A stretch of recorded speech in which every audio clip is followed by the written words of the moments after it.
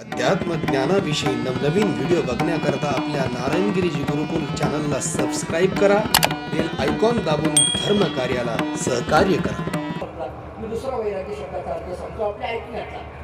तुकाराम महाराजांनी एकाच प्रमाणामध्ये आपल्याला व्याख्या सांगण्यात आली. भक्ती ते न मन आणि वैराग्य मला सगळं अभंग सोडवायचा नाही. माझा मुद्दा काय आहे? फक्त वैराग्य तो त्याग एवढं सांगायचं आहे. वैराग्य म्हणजे काय? जिथं त्याग बुद्धी येते त्याला वैराग्य म्हणा. आता हे त्याग शब्दाचा अर्थ काय? त्याग करायचा म्हणजे नेमकं कोणता करायचा? त्याग करणं म्हणजे नेमकं काय असतं? हे सगळा विस्तार होण्यासारखा आहे. धावतो त्यागाचे 3 प्रकार सांगून पुढे जातो. ऐका, त्यागाचा पहिला प्रकार आहे अनिवार्य त्याग, दुसरा प्रकार आहे सकाम त्याग आणि तिसरा प्रकार आहे सहज त्याग. मी उदाहरण देतो छोटी छोटी. ऐका, पहिला प्रकार अनिवार्य त्याग. व्याख्या अशी आहे, इच्छा नसताना वस्तूचा त्याग होणं याला अनिवार्य त्याग असं म्हटलं जातं. कळलं का बघा? इच्छा नाही परंतु वस्तूचा त्याग झाला याला अनिवार्य त्याग म्हणायचं. उदाहरण सोपं देतो. तुम्ही पंढरपूरला येता. पंढरपूरला आल्यानंतर चंद्रभागेमध्ये येतात. वंदन करण्याकरता गुडघे एवढ्या पाण्यामध्ये जाता आणि असं खाली वाकतात.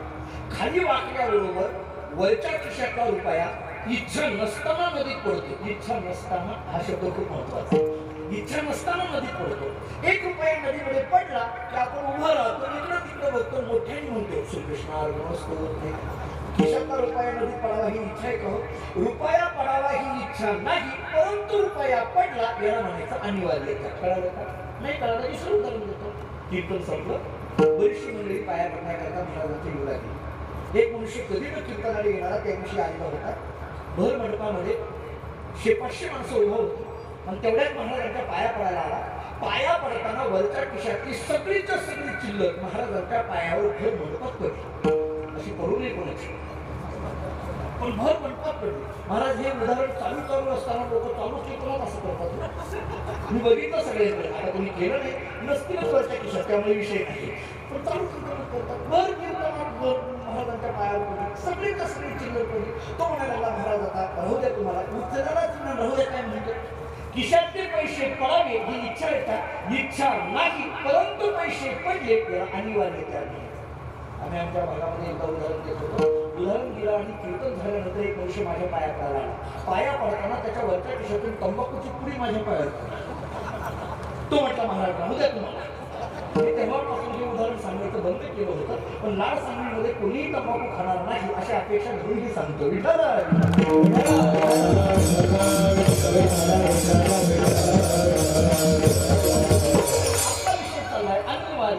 इच्छा नाही परंतु वस्तूचा त्याग होणं याला अनिवार्य त्याग असं म्हटलं जातं. 2 उदाहरण मी आपल्याला दिली. अनिवार्य त्याग. चला दुसरा मुद्दा, सकाम त्याग. कामाने सह केलेला त्याग. बँकेमध्ये 5,000ची एफडी केली, ते बँकेला डोनेशन नसतं. 5,000ची एफडी केली, ते 10,000 मिळावे म्हणून 5,000चा केलेला त्याग 10,000 मिळावे म्हणून केला याला सकाम त्याग असं म्हणायचं. आणि तिसरा मुद्दा आहे सहज त्याग. लहान मुलगी आहे, हातात भावली आहे, रडते ओरडते पण भावली सोडत नाही. तिला पोटभर जीव घाला, जेवल्यानंतर शांतपणे झोपते. झोपेत हाताची भावली आपोआप सोडते, याला सहज त्याग म्हणायचं. भगवंताच्या नामचिंतनामध्ये तुकोबाराय बोलतात, विटले हे चित्त प्रपंचापासून वमनते मनी बैसलेसे. आणि अशी अवस्था जिथं झालेली आहे त्याला म्हणा वैराग्य.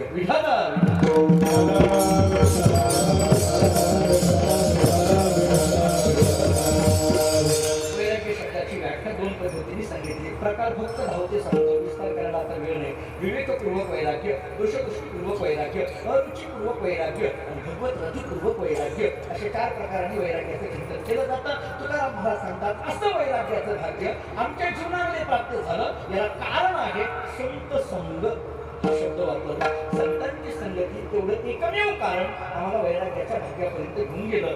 आता ह्या संत संग शब्द जो वापरला, या संत संग शब्दाचा अर्थ काय? मी आपल्याला एक तुलनेने विचार मानून पुढे जातो. ऐका, ज्ञानोबारांनी हरिपाठामध्ये पहिल्याच चरणामध्ये एक विचार आपल्याला असा सांगितलाय की मुक्ती मिळवायची असेल तर देवाकडे एका मुक्ती मिळवायची असेल तर देवाकडे एका क्षणाची गरज आहे. देवाची येद्वारी. ऐका, आता ज्ञानोबा बोलतात, मुक्ती मिळवायची असेल तर देवाकडे एका क्षणाची गरज आहे. तीच मुक्ती मिळवायची असेल तर संतांकडे अर्ध्या क्षणाची गरज आहे. अर्धा क्षण घडता संसार शांती म्हणत बाबा. म्हणजे देवाकडे 1 क्षण लागेल पण संतांकडे अर्धाच क्षण लागेल. म्हणून देव सारावे परते, संत पुजावे आरते, म्हणून संत संग हाची लाग. विठाला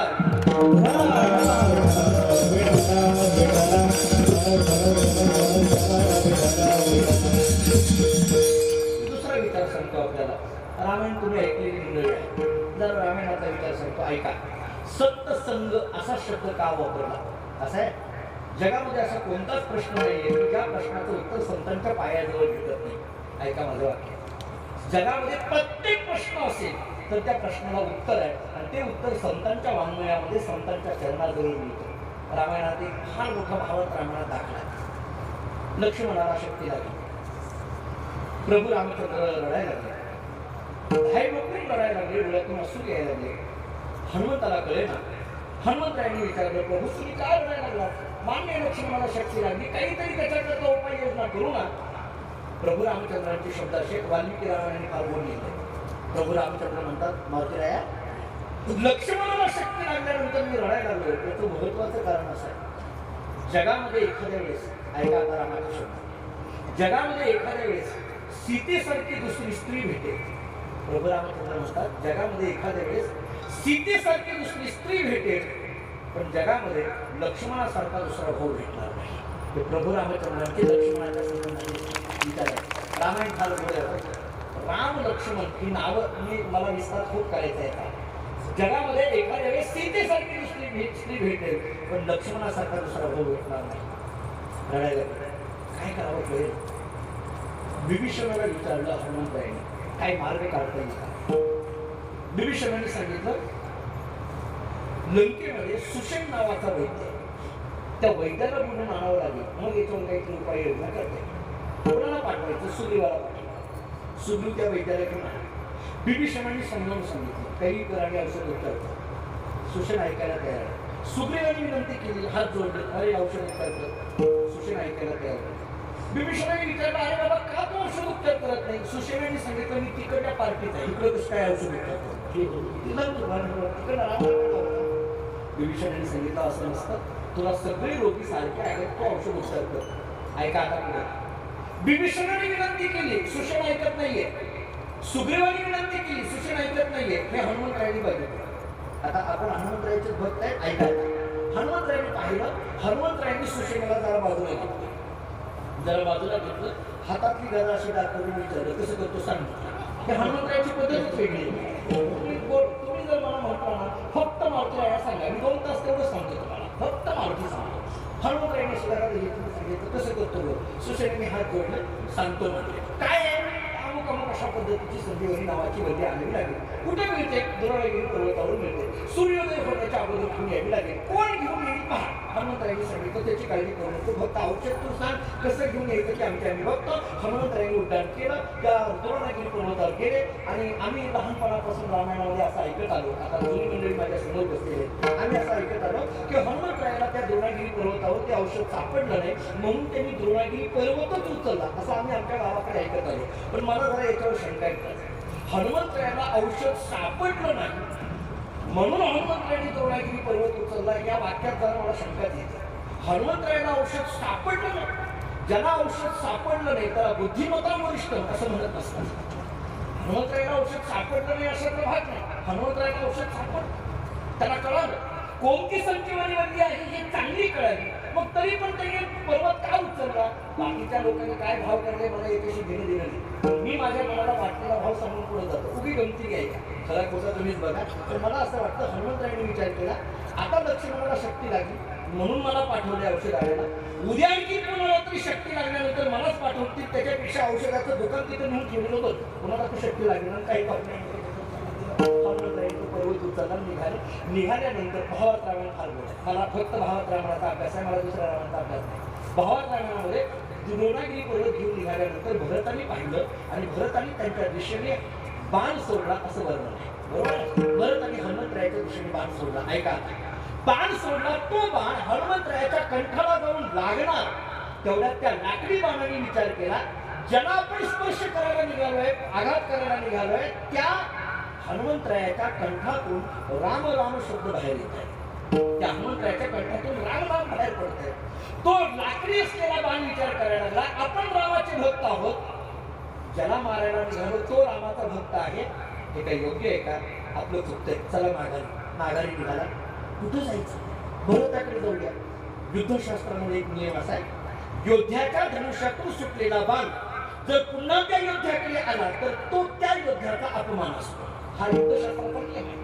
म्हणून तो बाण विचार करायला लागला, मी जर माघारी भरताजवळ जावं तर भरताचा अपमान. भरत कोण आहे? रामभक्त आहे. रामभक्ताचा अपमान केल्याचं पाप लागेल. मग हनुमंतरायाकडे जाऊ, हनुमंतरायावर आघात करावा तर रामभक्ताला मारण्याचं पाप लागेल. हनुमंतरायाकडे जावं तर रामभक्ताला मारल्याचं पाप लागेल. भरताकडे जावं तर रामभक्ताचा अपमान केल्याचं पाप लागेल. कोण विचार करत आहे? लाकडी असलेला बाण विचार करतो पाप कशामध्ये आहे ते. बाण विचार करतो इकडे जावं का तिकडे जावं, आणि मग बाणाच्या लक्षात येतं भारतीय संस्कृती आम्हाला अशी सांगते, कोणताही प्रश्न पडला की संतांचे पाय धरा. आणि मग तो लाकडी बाण हनुमंतरायाच्या कंठाकडे जात नाही, तो लाकडी बाण भरताच्या भात्याकडे जात नाही, तो लाकडी बाण हनुमंतरायाच्या पायाकडे जातो, अंगठ्याजवळ जातो, आणि अंगठ्याला स्पर्श केल्याबरोबर हनुमंतराय विचार करतात, अरे या बाणाने माझ्या कंठाला स्पर्श करण्याच्या ऐवजी अंगठ्याला कळतोय, याचा अर्थ हा बाण मला कुठेतरी घेऊन चाललेला आहे. म्हणून त्या बाणाच्या बरोबर हनुमंतराय खाली उतरतात आणि भरताची आणि हनुमंताची गाठ पडते. मला पुढलं रामायण सांगायचं नाही, मला मुद्दा एवढाच मांडायचा आहे की कोणताही प्रश्न पडला की संतांचे पाय धरा, म्हणून संत संघ हाती लाग. विठ्ठला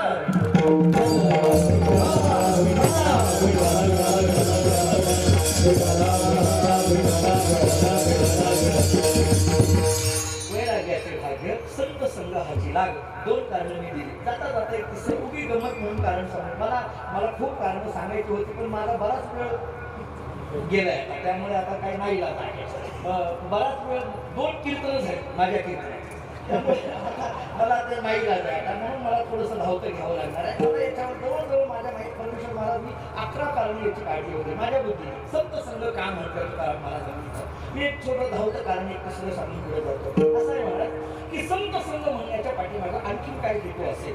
मला असं वाटतं की तुकाराम महाराज सांगतात संत संघ हाची लाग, संत संघ हाची लाग. व्यवहारात एक नियम सांगितला जातो, साधा नियम आहे. ज्याच्या संगतीमध्ये आपण राहतो त्याचा परिणाम आपल्या जीवनावर होत असतो. ऐका, त्याच्या संगतीत राहतो त्याचा परिणाम आपल्या जीवनावर होत असतो. चांगल्याच्या संगतीत राहिलं की चांगलं म्हणून घेता येतं, आणि वाईटाच्या संगतीत राहिलं की वाईट म्हणून वावरावं लागतं. जुनी कीर्तनकार एक उदाहरण द्यायचे. गुरु शिष्य जंगलातून निघाले, दोघे एका झाडाखाली बसल्याबरोबर गुरुजींना वाटायला लागलं भगवंताचं ध्यान करावं. त्यांनी एवढे झटकन भगवंताचं ध्यान करायला लागलं. शिष्य तिथंच बसलेला. एक घनदाट जंगलामधून समोरून एक वाघ येत होता. शिष्याने पाहिलं, शिष्याने हाक मारली, गुरुजी वाघ येतो. गुरुजी तेव्हाच ध्यान करत होते, गुरुजींचं काही लक्ष नाही. वाघ आणखी जवळ आला, तरी मोठ्याने हाक मारली, गुरुजी वाघ येतो, तरी गुरुजींचं लक्ष नाही. वाघ अगदी जवळ आला, पुन्हा मोठ्याने हाक मारली, गुरुजी वाघ येतो, तरी गुरुजींचं लक्ष नाही. वाघ अगदी जवळ आल्यानंतरही गुरुजींचं लक्ष नाही हे जेव्हा शिष्याला कळलं, तेव्हा शिष्याने विचार केला गुरुजींचं वय झालं. विचार करायला लागलाय आपलं वैद्य व्हायचं राहिलं. 4,500 अभंग एकच प्रमाण त्याचं पाठ होतं. आपण त्याला सोडलं, एवढंच प्रमाण पाठ होतं. तरी विचार केला यांच्या नादी लागायला नको. गुरुजींचा नाद सोडला, झाडावर जाऊन बसला. वाघ त्यांच्या जवळ थांबला, गुरुजींच्या जवळ थोडा थांबला, निघून गेला. त्याला आश्चर्य वाटलं, त्याला घाबरून आपण वरती जाऊन बसलो. तो वाघाने आवाजही केला नाही, तो खाली उतरला. गुरुजींचं ध्यान संपलं, दोघांनी एकमेकाकडे पाहिलं. दोघंही जंगलामध्ये रस्ता चालायला लागले. थोडंसं दूर गेल्यानंतर एक डास मच्छर गुरुजींच्या गालाला चालला. त्यांनी अशी थोपड मारली, अरे बापरे काय भयंकर डास आहे, केवढा जोरात आला. शिष्याने आश्चर्याने विचारलं, गुरुजी मगाशी वाघ तुमच्या जवळ आला, तुम्ही जरा सुद्धा घाबरला नाही, आणि आता डास चावल्यानंतर म्हणता किती भयंकर चावला, असं कसं काय? गुरुजीने एका वाक्यात उत्तर दिलं. गुरुजींनी सांगितलं मगाशी माझ्याजवळ वाघ आला, त्यावेळेस मी देवाच्या संगतीत होतो, घाबरायचा विषय नाही. आता मला डास चावला, त्यावेळेस मी तुझ्या संगतीत आहे म्हणून जोरात चावला. उदाहरण संपलं. मला उत्तर एवढाच सांगायचा होता, ज्याचा संगतीत असतो त्याचा परिणाम माणसाच्या जीवनावर होतो, म्हणून संत संघ हाची लाग. विठ्ठला